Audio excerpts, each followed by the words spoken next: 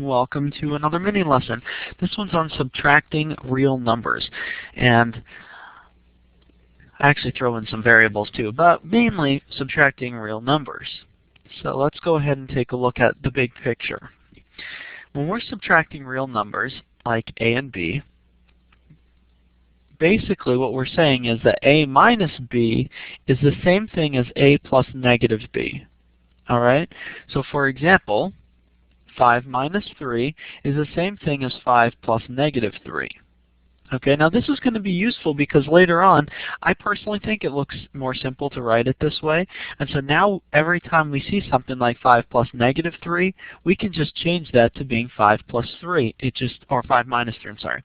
It just makes life more simple for me. And I like when things look simple, especially in math.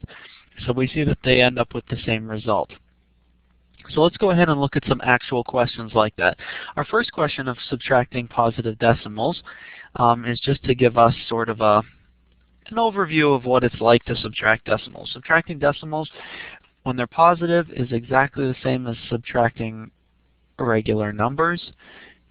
Okay, you can write it like this if you like, because this is the type of subtracting I remember doing, and I know this is going back a bit. Whenever you subtract, you line up the decimals, and basically you can place a decimal there at the beginning. And now we just do subtraction the same way we would here. Most of you are at the point where you're just entering this into a calculator, but it's good to remember how to do that, so I'm going to do it real quick. Okay, right, we borrow from here and bring over 10. 11 minus 2 is 9.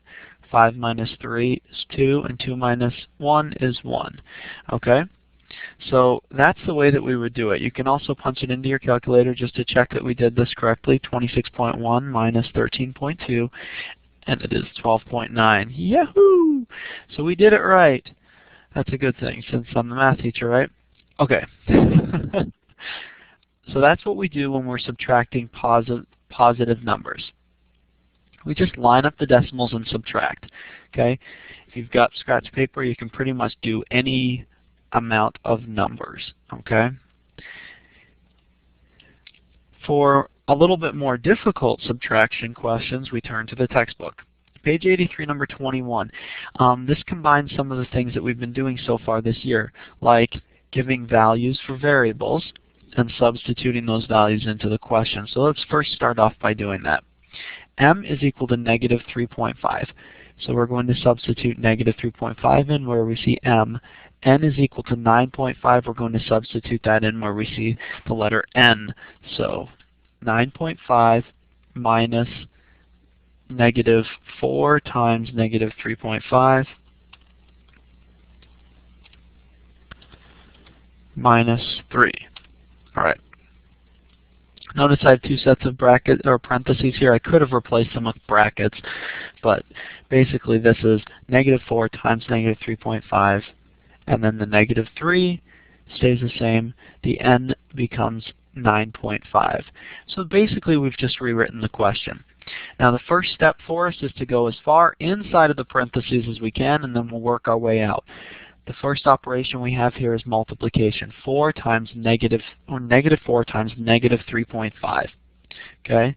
When you have a negative times a negative, it becomes a positive. All right? And 4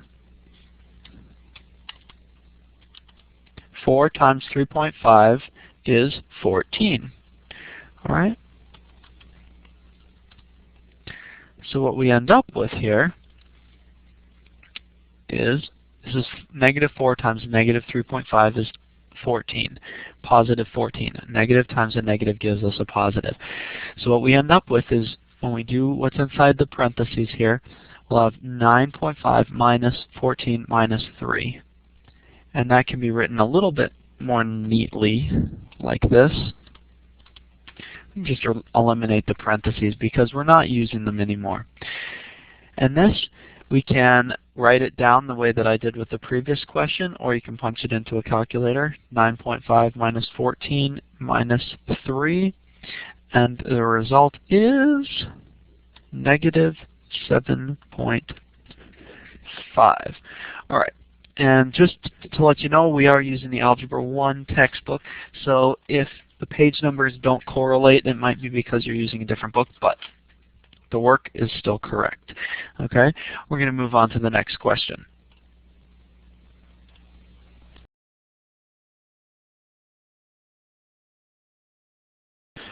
Well, as you can see, this question looks a little bit more complicated. We have x, and we're not given a value for x. Okay? So this is going to be a little bit more challenging. First off, I want to point something out. And I know that you've heard this before, but you're going to hear it again and again and again. When you have x's, you can add them together. You can subtract them, you can join them. That's fine, because they're the same thing. They have like variables. You have this 4 here. It doesn't have any variables. It's just a number. You can't join that with these things. Okay? When you have subtraction or addition, you cannot join together all the numbers. Okay? Because this is multiplication.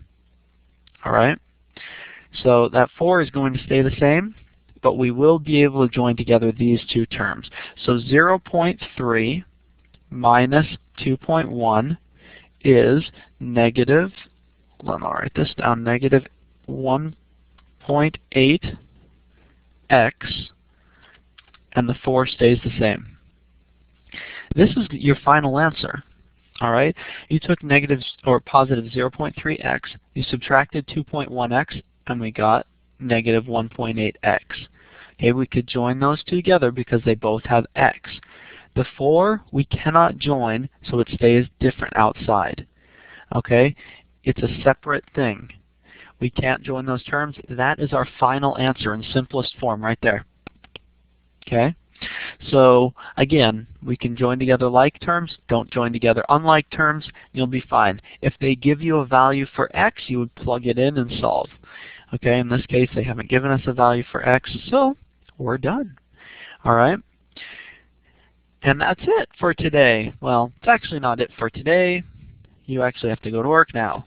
Now it's time to do the textbook work, and good luck on your quiz. If you have questions, make sure to ask your teacher. Have a wonderful day.